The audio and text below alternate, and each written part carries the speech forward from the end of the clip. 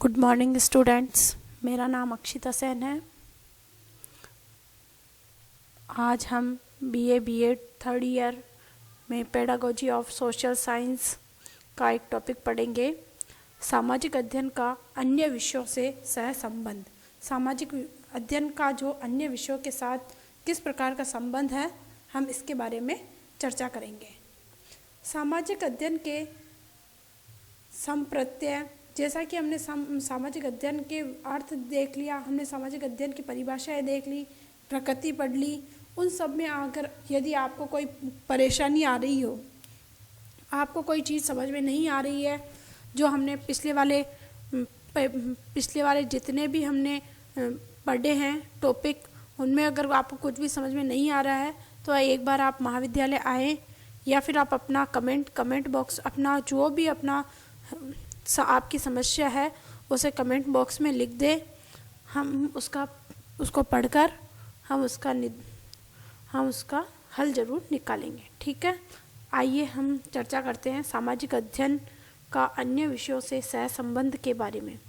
सामाजिक अध्ययन के संप्रत्यय के संदर्भ में इसके अन्य विषयों से सह संबंध का उल्लेख किया जाना प्रासंगिक होगा। यह सह संबंध माध्यमिक स्तर पर इस प्रकार प्रदर्शित किया जा सकता है। सामाजिक अध्ययन को दो भागों में बांटते हैं। एक तो आएगा सामाजिक विज्ञान और दूसरा आएगा प्राकृतिक विज्ञान एवं अनुप्रयुक्त विज्ञान, है ना। एक तो आता है सामाजिक विज्ञान, दूसरा आता है प्राकृतिक विज्ञान एवं अनुप्रयुक्त विज्ञान। अब हम सामाजिक विज्ञान देखें तो इधर सामाजिक विज्ञान को फिर से हम अनेक भागों में बांट रहे हैं, जिसमें पहला इतिहास, दूसरा भूगोल, तीसरा नागरिक शास्त्र, चौथा अर्थशास्त्र और पांचवा आएगा इसमें अन्य विषय, है ना। आई बात समझ में। सामाजिक अध्ययन को दो भागों में बांटा, सामाजिक विज्ञान और प्राकृतिक विज्ञान एवं अनुप्रयुक्त विज्ञान। ठीक है, अब सामाजिक विज्ञान को हम पुनः अलग अलग भागों में बांट रहे हैं, इतिहास, भूगोल, नागरिक शास्त्र, अर्थशास्त्र एवं अन्य। हाँ, सबसे पहले अध्ययन करेंगे सामाजिक अध्ययन का।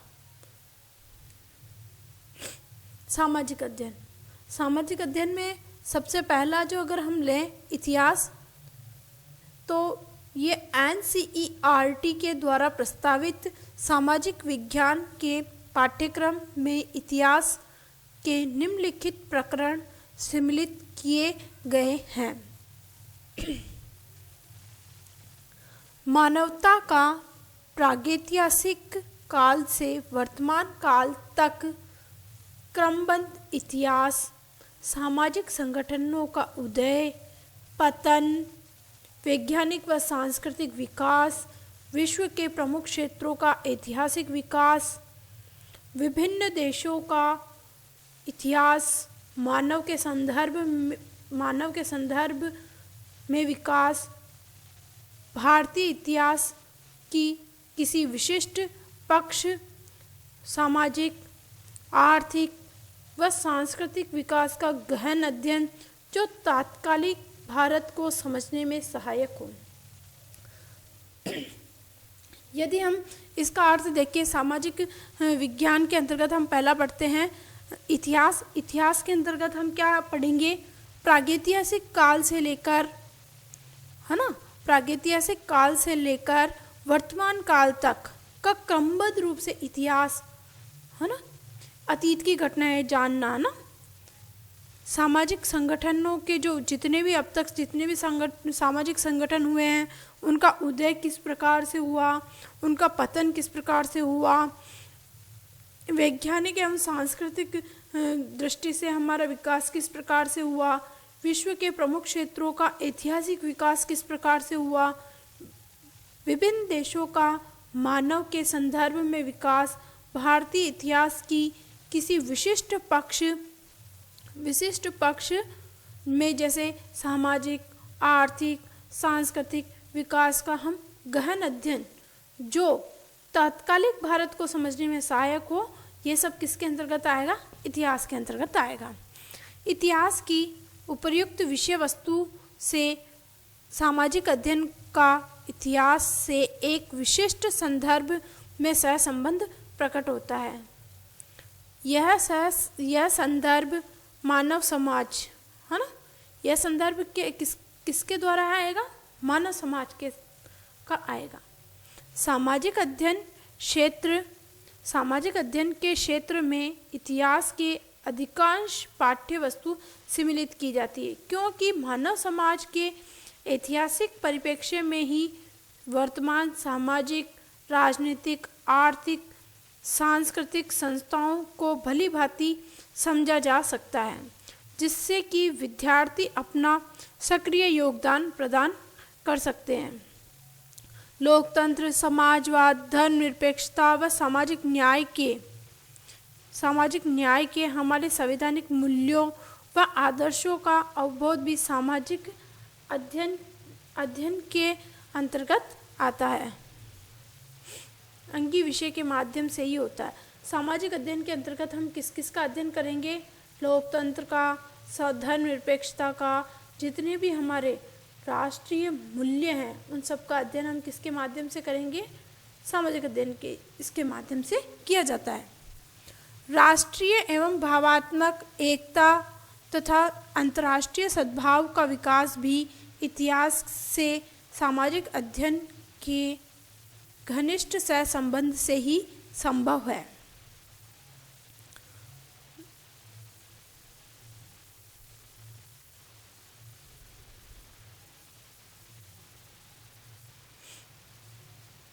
अंतर्राष्ट्रीय एवं भावात्मक एकता तथा अंतर्राष्ट्रीय सद्भाव का विकास भी इतिहास से सामाजिक अध्ययन से घनिष्ठ सहसंबंध ही संभव है। स्थानीय इतिहास का राष्ट्रीय इतिहास में तथा राष्ट्रीय इतिहास का विश्व इतिहास में योगदान का अवबोध विद्यार्थियों को संकीर्ण निष्ठाओं से ऊपर उठकर राष्ट्र व विश्व के प्रति उदार निष्ठा विकसित करता है।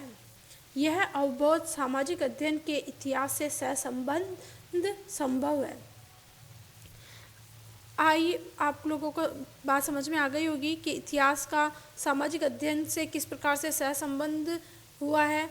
कि देखिए इसके अंतर्गत हम स्थानीय इतिहास को तो हम जोड़ेंगे राष्ट्रीय इतिहास से, फिर राष्ट्रीय इतिहास को जोड़ेंगे हम विश्व के इतिहास से। तो इससे विद्यार्थियों में संकीर्ण भावनाओं से उठकर वह केवल स्थानीय इतिहास से की भावना से उठकर वह कहाँ ऊपर उठकर राष्ट्र व विश्व के प्रति निष्ठा, उदार निष्ठा का भाव विकसित करेगा। और यह सब किसके माध्यम से संभव है? यह सब किसके माध्यम से संभव है? यह सब इतिहास विषय की वस्तु से संभव है। यह अवबोध सामाजिक अध्ययन के इतिहास से संबंध संभव होता है। भूगोल। अब दूसरा पॉइंट आता है इसका भूगोल। आपको इतिहास वाला पहला पॉइंट समझ में आ गया होगा इतिहास का। अब हम देखते हैं भूगोल। भूगोल को अंग्रेजी में क्या कहते हैं? ज्योग्राफी। ज्योग्राफी दो शब्दों से मिलकर बना है, जियो प्लस ग्राफिया, जिसमें पृथ्वी का वर्णन करना होता है ना। अब भूगोल से सहसंबंध भौतिक वातावरण के अध्ययन के द्वारा होता है। विभिन्न स्थानीय, प्रांतीय, क्षेत्रीय, राष्ट्रीय तथा विश्व के अनेक भागों की भौगोलिक दशा तथा उनके वहाँ के जनजीवन पर पड़े प्रभाव का अध्ययन राष्ट्रीय एकता एवं अंतर्राष्ट्रीय सद्भाव का विकास करता है। ये जो इसका जो संबंध होता है ना भूगोल का, ये भौतिक वातावरण के अध्ययन के द्वारा होता है ना। इसका संबंध किस प्रकार से होगा? भौतिक वातावरण के अध्ययन के द्वारा होगा। विभिन्न स्थानीय है ना, विभिन्न प्रकार के स्थानीय, प्रांतीय, क्षेत्रीय, राष्ट्रीय, विश्व के अनेक भौगोलिक भूभाग होते हैं ना, उनकी भौगोलिक दशा, वहाँ पर जो मानव रह रहे हैं है ना, वहाँ पर जो मनुष्य रह रहे हैं उनके जनजीवन पर कैसा प्रभाव पड़ रहा है, उनका अध्ययन राष्ट्रीय एकता एवं अंतर्राष्ट्रीय सद्भावना का विकास करता है। प्राकृतिक शक्तियों पर मानव की विजय, है ना, प्राकृतिक शक्तियों पर मानव की विजय एवं प्रतिकूल परिस्थितियों को भी मानव द्वारा अनुकूल बनाने का प्रयास का परिचय विद्यार्थियों को भूगोल के द्वारा ही होता है। प्राकृतिक शक्तियों पर जिस प्रकार कई बार प्राकृतिक आपदाएं आ जाती है, जैसे भूकंप, ज्वालामुखी, सुनामी, जो भी है, बाढ़, है ना, जितने भी प्रकार की जो ये प्राकृतिक आपदाएं आ रही है, जो प्राकृतिक शक्तियाँ आती है ना, इनके ऊपर मानव किस प्रकार से विजय प्राप्त करता है।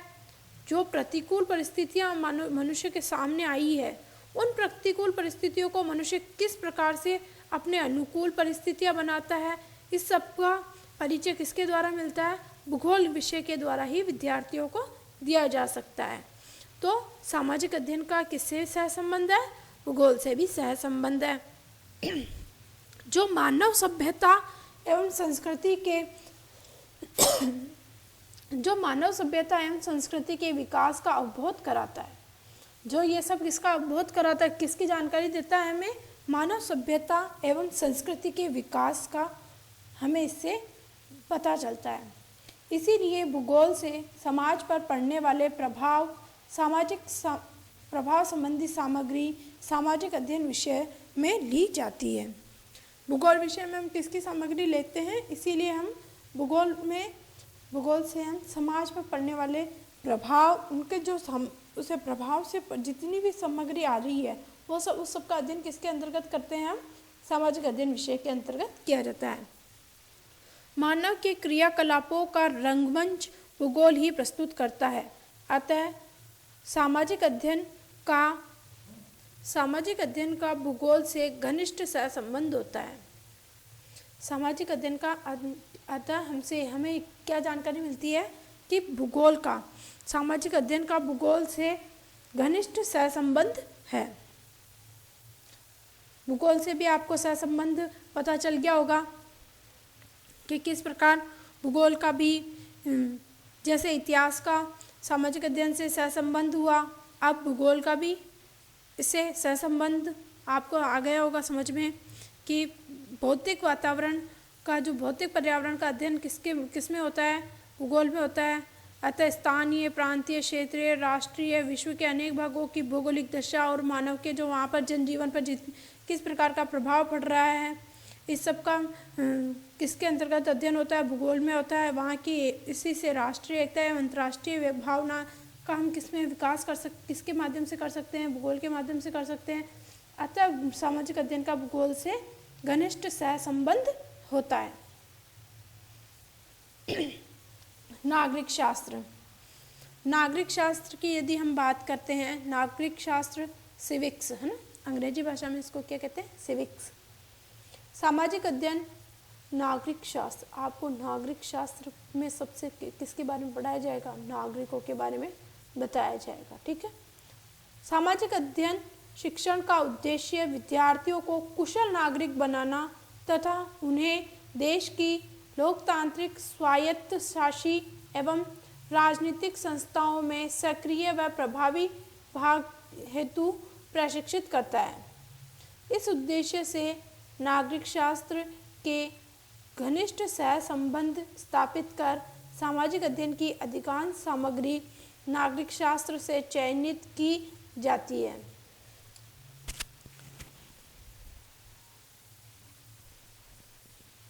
NCER, है ना, सामाजिक अध्ययन शिक्षण का उद्देश्य क्या है, विद्यार्थियों को कुशल नागरिक बनाना है। इसका उद्देश्य क्या है, नागरिकों को कुशल नागरिक बनाना, कुशल यानी अच्छा नागरिक बनाना, उत्तम नागरिक बनाना है। उन्हें देश की लोकतांत्रिक स्वायत्तशासी जितनी भी हमारी राजनीतिक संस्थाएं हैं, उन्हें सक्रिय एवं प्रभावी रूप से भाग लेने हेतु उन्हें प्रशिक्षित करना है, उन्हें प्रशिक्षण देना है, ठीक है। NCERT द्वारा प्रतिपादित सामाजिक अध्ययन के पाठ्यक्रम में अंकित नागरिक शास्त्र के निम्नलिखित उद्देश्य हैं। कक्षा 9 व कक्षा 10 के दो प्रमुख उद्देश्य आते हैं। कक्षा 9 और कक्षा 10 में दो प्रमुख उद्देश्य हैं। पहला है सक्रिय व कुशाग्र नागरिकता का विकास, है ना, सक्रिय एवं कुशाग्र नागरिकता का विकास। और दूसरा है सामाजिक व राजनीतिक संस्थाओं के संगठन का कार्य विधि में समुचित अवबोध का विकास कराना। अगर हम पहला देखें सक्रिय व कुशाग्र नागरिकता का विकास, तो सक्रिय नागरिकों को सक्रिय बनाना। सक्रिय किसके प्रति बनाना? नागरिकता के विकास के प्रति उन्हें सक्रिय बनाना, उन्हें कुशाग्र बनाना किसका उद्देश्य है? नागरिक शास्त्र का उद्देश्य है। इसके अंतर्गत क्या करते हैं? विद्यार्थियों को किसकी शिक्षा दी जाती है? नागरिकता के विकास के लिए उन्हें सक्रिय रहने की जानकारी दी जाती है। कुशाग्र नागरिक बनाने हेतु उसी दिशा में विकास के कार्य किए जाते हैं, इससे नागरिकता का विकास हो सके। दूसरा आता है सामाजिक व राजनीतिक संस्थाओं के संगठन व कार्यविधि के समुचित अवबोध का विकास कराना।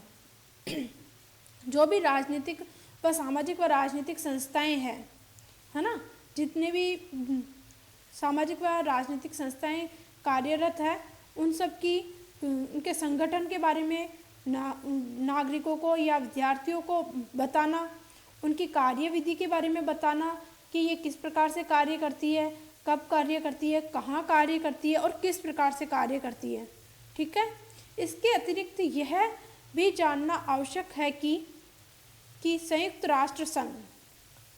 राष्ट्र संघ विश्व शांति व सहकारिता में भूमिका निभा रहा है। इसी उद्देश्य की पूर्ति हेतु सामाजिक अध्ययन में नागरिक शास्त्र का अर्थ व क्षेत्र, सामुदायिक जीवन, शासन पद्धतियाँ, अधिकार व कर्तव्य, लोकतंत्रात्मक, राजनीतिक व सामाजिक संस्थाओं व तथा संयुक्त राष्ट्र संघ के प्रकरण सम्मिलित किए जाते हैं। नागरिक शास्त्र के इन्हीं उद्देश्य की पूर्ति करने के लिए हम नागरिक शास्त्र का हमें इसमें अर्थ, क्षेत्र, सामुदायिक जीवन किस प्रकार से होता है, शासन पद्धतियाँ किस प्रकार से है, किस किस देश में किस प्रकार की शासन प्रणाली पाई जाती है, उनके वहाँ के नागरिकों के अधिकार, हमारे नागरिकों के अधिकार तुलनात्मक रूप से ज्ञात करना, वहाँ के कर्तव्य, हमारे कर्तव्य, प्रत्येक नागरिकों के क्या अधिकार है, क्या कर्तव्य है, लोकतंत्रात्मक राजनीति, सामाजिक संस्थाओं व यहाँ तक कि संयुक्त राष्ट्र संघ के प्रकरण भी किसके अंतर्गत शामिल किए जाते हैं? नागरिक शास्त्र के अंतर्गत शामिल किए जाते हैं। नागरिक शास्त्र आपको समझ में आ गया होगा। पहला था इतिहास में प्रागैतिहासिक काल से लेकर वर्तमान काल तक की जितनी भी घटनाएं होती है उनके बारे में अध्ययन। फिर जो भूगोल में जितने भी प्रकार के भौतिक वातावरण आ रहा है उसका अध्ययन, और यहाँ तक कि प्राकृतिक शक्तियों पर मानव किस प्रकार से विजय प्राप्त करता है और प्रतिकूल परिस्थितियों को किस प्रकार से अपने मनुष्य के जीवन जीने हेतु अनुकूल बनाता है ना। ये सब भूगोल के अंतर्गत आता है। नागरिक शास्त्र के अंतर्गत क्या क्या आएगा? नागरिक शास्त्र के अंतर्गत नागरिक शास्त्र का अर्थ, क्षेत्र, शासन पद्धतियाँ, अधिकार, कर्तव्य, है ना, ये सब चीज़ें, लोकतंत्रात्मक राजनीति, सामाजिक संस्थाएं तथा संयुक्त राष्ट्र संघ के प्रकरण आदि शामिल किए जाते हैं, है ना। नागरिक शास्त्र भी आपको समझ में आ गया होगा, तीसरा भी। अब हम देखते हैं अगला बिंदु आता है हमारा अर्थशास्त्र। अर्थशास्त्र में सामाजिक अर्थशास्त्र, है ना, इकोनॉमिक्स।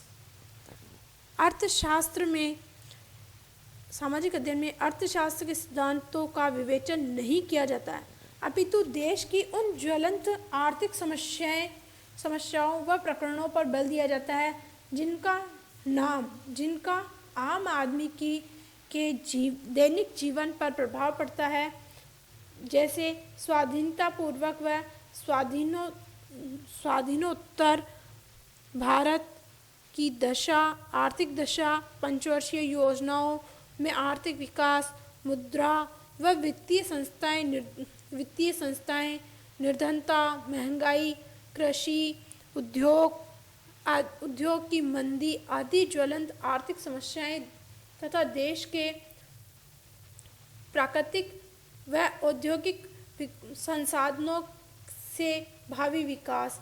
इस प्रकार मानव पर आर्थिक प्रभावों की दृष्टि से अर्थशास्त्र का सामाजिक अध्ययन से सहसंबंध होता है। अर्थशास्त्र उसके सिद्धांतों का विवेचन तो इसके अंतर्गत नहीं किया जाता सामाजिक अध्ययन में, अपितु देश में जो आर्थिक समस्याएं जितनी भी चल रही होती है ना, उन समस्याओं के बारे में इसके अंतर्गत समझाया जाता है, इसके अंतर्गत उन्हें बताया जाता है। जैसे आम आदमी की दैनिक जीवन पर, आम आदमी की जो दैनिक जीवन पर उसका क्या प्रभाव पड़ रहा है ना, जिसमें आर्थिक दशा किस प्रकार की चल रही है, पंचवर्षीय योजनाओं में आर्थिक विकास कितना आया है ना, मुद्रा, वित्तीय संस्थाएं, निर्धनता, है ना, निर्धनता भी इसके अंतर्गत आती है, महंगाई कितनी आ रही है, कृषि, उद्योग, मंदी आदि ज्वलंत समस्याएं किसके अंतर्गत आती है, आर्थिक समस्याएं होती है। और ये सभी आर्थिक समस्याओं का अध्ययन किसमें करेंगे हम, जितने भी प्रकार की समस्याएं आ रही है, मनुष्य से संबंधित यदि सारी समस्याएं आ रही है ये, तो इसका अध्ययन हम किसके अंतर्गत करेंगे, सामाजिक अध्ययन के अंतर्गत करेंगे। तो इस प्रकार मानव जीवन पर आर्थिक प्रभावों की दृष्टि से अर्थशास्त्र का सामाजिक अध्ययन से सहसंबंध होता है। आ गई बात समझ में आपको। चौथा टॉपिक अर्थशास्त्र। पांचवा अन्य सामाजिक विज्ञान, जैसे समाजशास्त्र, मनोविज्ञान, नीतिशास्त्र, नृवंश शास्त्र, निवंश शास्त्र, मानव जाति शास्त्र आदि अन्य सामाजिक विज्ञानों से भी कुछ सीमा तक सामाजिक अध्ययन का सहसंबंध स्थापित किया जा सकता है, किंतु पूर्व उल्लिखित 4 विषयों का सीधा सहसंबंध सामाजिक अध्ययन से होता है। अतः इन्हीं से अधिकांश सामग्री चयनित की जाती है। अगला देखते हैं, प्राकृतिक एवं अनुप्रयुक्त विज्ञान। प्रकृति एवं अनुप्रयुक्त विज्ञानों में हुई खोजों एवं अनुसंधानों के फलस्वरूप मानव जीवन पर अपरोक्ष रूप से प्रभाव पड़ता है। भटनागर एवं व्यास के शब्दों में यदि हम इसकी देखें तो प्रकृति विज्ञान तथा प्रयोजनीय विज्ञान का सामाजिक अध्ययन से सीधा संबंध दिखाई देने पर इन विषयों की खोज एवं अनुसंधान के परिणाम स्वरूप मानव के सामाजिक जीवन पर अनिवार्य रूप से पड़ने वाले प्रभाव को भली प्रकार से समझने तथा तत्संबंधी नवीन समस्याओं को हल करने में परोक्ष रूप से उक्त विषयों से सामाजिक अध्ययन की विषय वस्तु प्राप्त होती है। वस्तुतः विज्ञान एवं तकनीकी के इस युग में समस्त आर्थिक, औद्योगिक व कृषि संबंधी विकास वैज्ञानिक व तकनीकी अनुसंधान एवं उनके अनुप्रयोग पर निर्भर है और इस विकास से मानव जीवन प्रभावित होता है। इस दृष्टि से सामाजिक अध्ययन में वैज्ञानिक व तकनीकी प्रगति व उनके मानव जीवन पर प्रभाव का उल्लेख किया जाना अपरिहार्य है। यह तथ्य इन विषयों से सहसंबंध ही सूचित करता है। प्रकृति एवं अनुप्रयुक्त विज्ञानों की यदि हम बात करें तो जितनी भी प्रकार की खोजें हो रही है, जितने भी प्रकार के अनुसंधान हो रहे हैं ना, उनके फलस्वरूप मानव जीवन पर वो किसी न किसी रूप से प्रत्यक्ष या परोक्ष रूप से किसी न किसी रूप से वह प्रभाव डालते हैं। तो वो जो प्रभाव डाल रहे हैं तो किस प्रकार के प्रभाव डाल रहे हैं, इस सब का अध्ययन भी हम किसके अंतर्गत करते हैं, सामाजिक अध्ययन के अंतर्गत करते हैं। भटनागर और व्यास की अगर शब्दों में इनके अनुसार यदि हम देखें तो प्रकृति विज्ञान तथा प्रयोजनीय विज्ञान का सामाजिक अध्ययन से सीधा संबंध दिखाई देने पर भी इन विषयों की खोज एवं अनुसंधान के फलस्वरूप मानव के सामाजिक जीवन पर अनिवार्य रूप से पड़ने वाले प्रभाव को भली प्रकार से समझने तथा उसके तत्संबंधी नवीन समस्याओं को हल करने में परोक्ष रूप से उक्त विषय से सामाजिक अध्ययन की विषय वस्तु प्राप्त की जाती है। देखिए कि इसके भटनागर एवं व्यास ने क्या बात कही है। इन्होंने भटनागर एवं व्यास ने कहा है कि जो मनुष्य के ऊपर जो सीधा प्रभाव पड़ रहा है जिन खोजों का अनुसंधानों का, उसका क्या करेंगे कि वह उसकी जो विषय वस्तु किस प्रकार से वह समस्याएं आ रही है, किस प्रकार का वह प्रभाव डाल रहा है, तो उन समस्याओं का हम अध्ययन करेंगे। वह सब विषय वस्तु किससे ली जाएगी, सामाजिक अध्ययन की विषय वस्तु से ही प्राप्त की जाएगी। वस्तुतः जो विज्ञान एवं तकनीकी के इस युग में समस्त आर्थिक, औद्योगिक व कृषि संबंधी जितने भी प्रकार के वैज्ञानिक एवं तकनीकी अनुसंधान हो रहे हैं उन्हें किस प्रकार से प्रयोग करेंगे, ये सब किस पर निर्भर करता है, मनुष्य के ऊपर निर्भर करता है। तो इस विकास से जो मानव जीवन प्रभावित होता है उस सबका भी अध्ययन किसके अंतर्गत होगा, सामाजिक अध्ययन के अंतर्गत होगा। इस दृष्टि से सामाजिक अध्ययन में वैज्ञानिक व तकनीकी का हम कहाँ तक हमने प्रगति की है, कहाँ तक हम उसमें आगे बढ़े हैं, वह उसके मानव पर प्रभाव का उल्लेख किया जाएगा। तो इस प्रकार से इस तथ्य से इन विषयों का इससे सहसंबंध ही सूचित करता है कि इसका भी प्राकृतिक एवं अनुप्रयुक्त विज्ञानों का भी सामाजिक अध्ययन से सहसंबंध है। नवीन राष्ट्रीय, अब हम इसका सार देखें या उपसंहार देखें तो नवीन राष्ट्रीय शिक्षा नीति का दस्तावेज शिक्षा की चुनौतियाँ प्रकाश में आया है ना। जो भी नवीन शिक्षा नीति आई है उसका जो दस्तावेज आता है उसमें आया है कि शिक्षा की चुनौतियाँ, है ना, उसमें प्रकाश में आया। उसके प्राकथन में तत्कालीन शिक्षा मंत्री उस समय के, है ना, जो उस अभी के नहीं, जो उस समय के जो शिक्षा मंत्री थे वो श्री केसी पंत ने कहा है कि शिक्षा की भूमिका स्थिर समाज को एक ऐसे समाज में परिवर्तित करना है ना, जो स्थिर समाज है हमारा, उसे एक ऐसे समाज में हमें परिवर्तित करना है जो विकास तथा परिवर्तन के लिए समर्पित हो। केसी पंत ने क्या बात कही है, केसी पंत ने कहा है कि जो शिक्षा की जो भूमिका है वो हमारे जो स्थिर समाज है, जो एक जगह रुका हुआ समाज है, स्थिर यानी रुका हुआ, स्थिर समाज है, जो स्थिर है, बिल्कुल स्थिर है, उस समाज को हमें ऐसे समाज में परिवर्तन करना है या परिवर्तित करना है, या ऐसे समाज में हमें बदलना है उसे जो विकास और परिवर्तन के लिए समर्पित हो, जो विकास एवं परिवर्तन के लिए तत्पर हो। शिक्षा मूलतः भविष्य से संबंधित है। शिक्षा किससे संबंधित है? मूलतः भविष्य से संबंधित है। यदि 21वीं शताब्दी में प्रवेशोन्मुख नई पीढ़ी स्वयं को अक्षम पाती है तो वह अपनी दुर्बलताओं के लिए वर्तमान पीढ़ी को उत्तरदायी मानेगी, है ना। अगर वह खुद को असक्षम मान रही है या जो उनसे पिछड़ रही है तो वह अपनी दुर्बलताओं के लिए क्या कहेगी कि हमारी आने वाली पीढ़ी उत्तरदायी, आने वाली पीढ़ी पर दोषारोपण किया जाएगा। अतः सामाजिक अध्ययन के जिस संप्रत्यय का विवेचन किया गया है उसमें भावी समाज की आवश्यकताओं को दृष्टिगत रखना होगा। जो NCERT ने 10+2 शिक्षा योजना पहले 1975 में पाठ्यक्रम प्रकाशित किया था। NCERT ने पहले 10+2, है ना, 12वीं का 10वीं के बाद सब्जेक्ट लेते हैं ना, पहले 9वीं में ही सब्जेक्ट ले लेते थे, 9th क्लास में सब। आप लोगों ने बहुत पहले, कोई बड़े हो, आप में बुजुर्ग हो, उनसे पूछना कि पहले 9th क्लास में ही सब्जेक्ट ले लेते थे। फिर NCERT ने कहा कि 10th के बाद में माध्यमिक शिक्षा होती है 10वीं तक, उसके बाद में 10+2 पहले शिक्षा योजना लागू की। पहले 1975 में इसका पाठ्यक्रम प्रकाशित किया गया था। अब पुनः नवीन पाठ्यक्रम प्रकाशित हुआ है।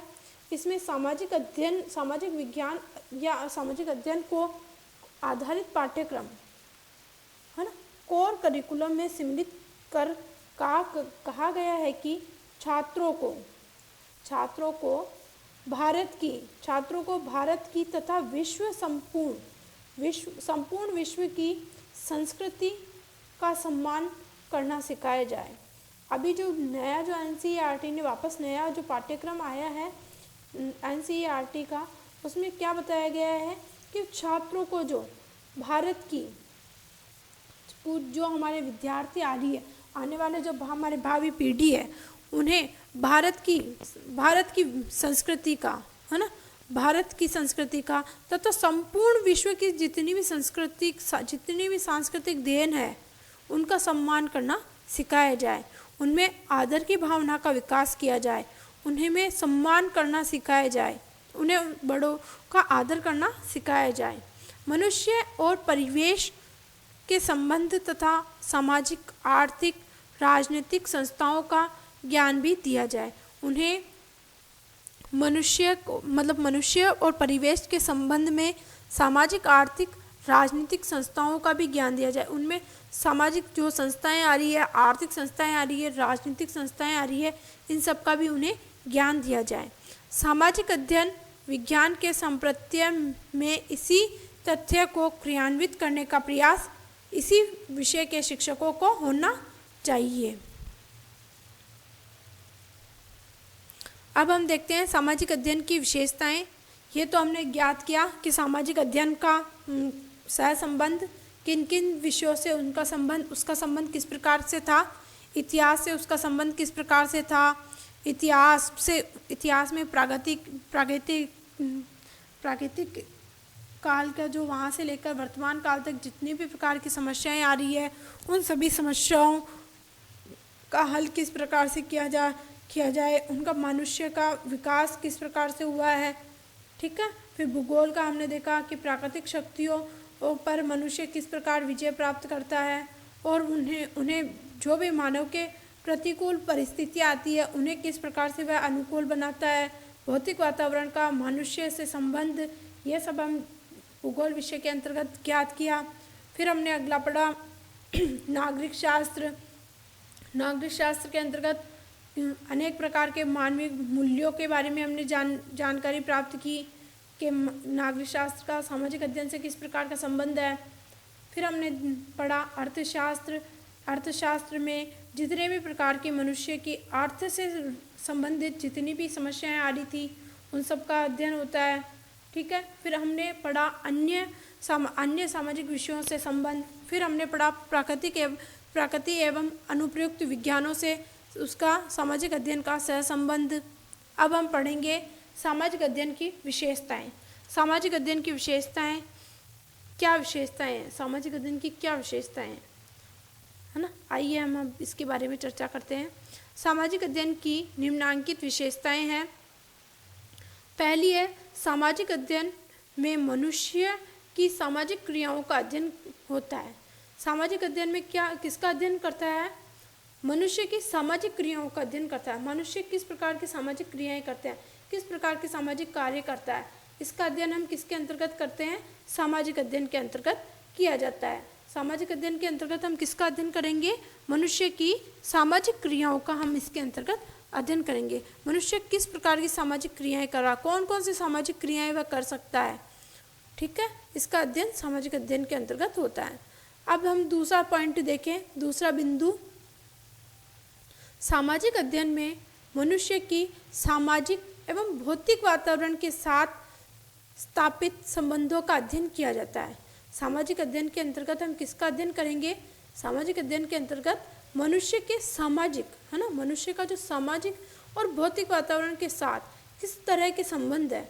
सामाजिक वातावरण के साथ उसका कैसा संबंध है मनुष्य का, भौतिक वातावरण के साथ मनुष्य का किस प्रकार का संबंध है ना। सामाजिक एवं भौतिक वातावरण के साथ उसके संबंधों का अध्ययन करके उसके सामाजिक संबंधों की व्याख्या करना, उसके भौतिक वातावरण के साथ संबंधों की व्याख्या करना, ये सब किसके अंतर्गत आएगा? सामाजिक अध्ययन के अंतर्गत आएगा, अध्ययन के अंतर्गत किया जाता है।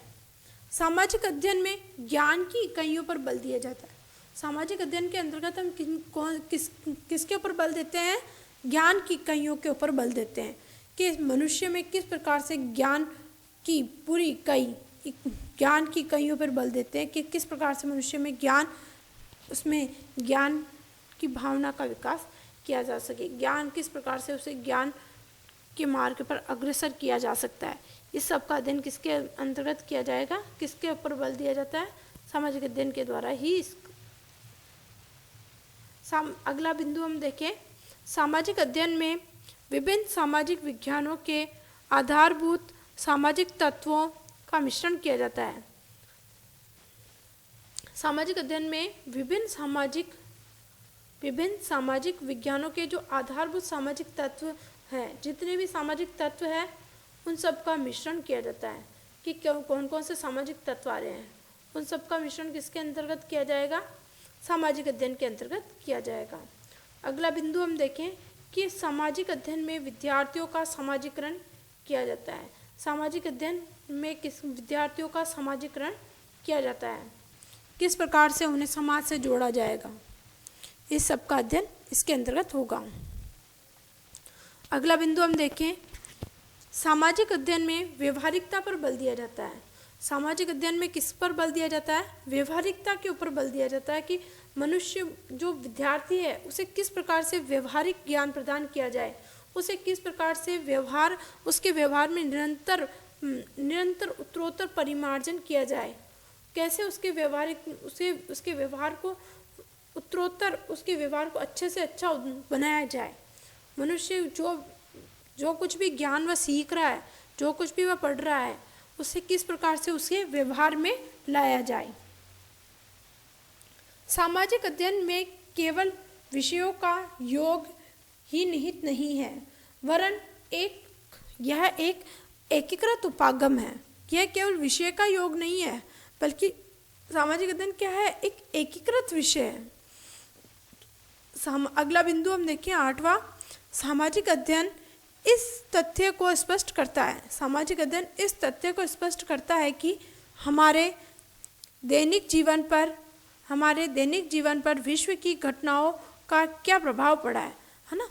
जो हमारे दैनिक जीवन पर विश्व में जितनी भी प्रकार की घटनाएं घटित हो रही है, जो भी विश्व में घटनाएं घटित हो रही है, उन सब घटनाओं का हमारे दैनिक जीवन पर क्या प्रभाव पड़ रहा है ना? देखा ही होगा आपने टीवी समाचार में, है ना? टीवी में समाचार चैनलों पर आप बताते हैं कि विश्व में आज यहाँ पर ये घटना घटित हुई, है ना? उस घटना का दैनिक जीवन पर क्या प्रभाव पड़ता है, इस तथ्य का किसके अंतर्गत अध्ययन किया जाता है? सामाजिक अध्ययन के अंतर्गत हम इसका अध्ययन करते हैं। अगला बिंदु देखिए 9वां, सामाजिक अध्ययन समग्र ज्ञान के एक क्षेत्र का प्रतिनिधित्व करता है। सामाजिक अध्ययन समग्र ज्ञान के एक क्षेत्र का प्रतिनिधित्व करता है। अगला बिंदु देखिए 10वां, सामाजिक अध्ययन सामाजिक जीवन तथा उसकी परिस्थितियों के अध्ययन पर बल देता है। सामाजिक अध्ययन किस पर बल देता है? सामाजिक जीवन और उसकी परिस्थितियों के अध्ययन पर बल देता है कि सामाजिक जीवन कैसा है मनुष्य का, उसकी परिस्थितियों पर उस वक्त उसकी क्या परिस्थितियाँ रही है, उन परिस्थितियों के अध्ययन पर बल देता है। किसके अंतर्गत परिस्थितियों मनुष्य की सामाजिक जीवन तथा उसकी सामाजिक परिस्थितियों का अध्ययन हम किसके अंतर्गत करेंगे? सामाजिक अध्ययन के अंतर्गत हम इसका अध्ययन करेंगे। अगला बिंदु देखिए 11वां, सामाजिक अध्ययन वह अध्ययन है। सामाजिक अध्ययन वह अध्ययन है जिसमें अतीत तथा वर्तमान में मानवता को प्रभावित करने वाले मामलों, मानवता को जो भी विषय वस्तु प्रभावित कर रही है, वो विषय वस्तु समस्याओं तथा ढांचों का अध्ययन किया जाता है। सामाजिक अध्ययन के अध्ययन वह अध्ययन है जिसमें अतीत तथा वर्तमान में मानवता को प्रभावित करने वाले मामलों, समस्याओं तथा ढांचों का अध्ययन किया जाएगा। सामाजिक अध्ययन शिक्षा के आधुनिक दृष्टिकोण का प्रतिपादन करता है। सामाजिक अध्ययन शिक्षा का जो आधुनिक दृष्टिकोण है, शिक्षा का जो वर्तमान स्वरूप आ रहा है ना, उसके परिप्रेक्ष्य की ओर ध्यान देता है, उसके परिप्रेक्ष्य पर अधिक बल देता है, शिक्षा के आधुनिक दृष्टिकोण पर, है ना। 13वां बिंदु देखिए, सामाजिक अध्ययन विषयों के विभाजन की कठोरता को समाप्त करके विषय जो जितने भी विषय की विभाजन और उनकी जो कठोरता को समाप्त करके ज्ञान की सापेक्षता पर बल देता है ना। विषयों की जो विभाजन हो रहा है, जो विषय कठोरता हो रहा है ना, उसको समाप्त करके किस पर बल देता है? ज्ञान की सापेक्षता पर बल देता है। अगला बिंदु देखिए 14वां, सामाजिक अध्ययन उत्तम नागरिकता के विकास में सहायता प्रदान करके लोकतंत्र को सफल व सुरक्षित बनाने में सहायक है। सामाजिक अध्ययन उत्तम नागरिकता के विकास में सहायता प्रदान करता है और लोकतंत्र को सफल व सुरक्षित बनाने में सहायक है। कौन सहायक है? सामाजिक अध्ययन सहायक है।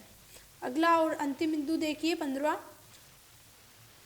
सामाजिक अध्ययन शिक्षण के लिए एक नवीन आधार एवं दृष्टिकोण प्रदान करता है ना।